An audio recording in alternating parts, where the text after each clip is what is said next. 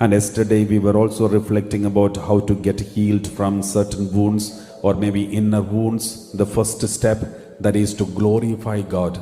Instead of focusing on our wounds, let's focus on the healer. Instead of focusing on the wounds, focus on the healer. Instead of seeing the tragedies around, look at the blessings around. Instead of focusing on the death, but focus on the life. When the women in Jerusalem, especially the women who followed Jesus, when they went to the tomb of Jesus, they were so afraid and worried about the stone at the entrance of the tomb of Jesus. They were on the way, they were discussing among themselves the most worrying factor. Who will remove the stone for us? Who will remove the stone for us? They considered the stone as a big wound, big block, big hindrance.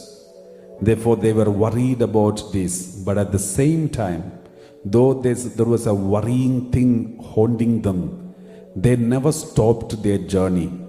They never returned their journey. They never searched for someone else's help. They never went and pleaded in front of anyone asking their help. But they decided to move on with their life. They decided to go on with their life because behind this hindrance, behind this stone at the entrance, there is Jesus. There is Jesus inside of the tomb. This is only a block outside the tomb. As long as Jesus behind the stone, you don't need to worry.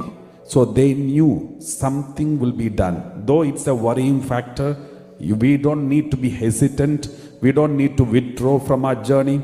We don't need to run after someone else to help us. Our Lord is there behind the stone. And therefore, they proceeded their journey. And when they reached the tomb, the stone is already removed. And they could experience the risen Lord. My dear brothers and sisters, this is how. Don't focus on the stone, but focus on the person standing behind the stone. Don't focus on your problem, but focus on the healer behind that problem. Are you problem focused or are you solution focused? Are you problem focused or are you Jesus focused? It's very important for us. If many people, they only see problems around, they will be all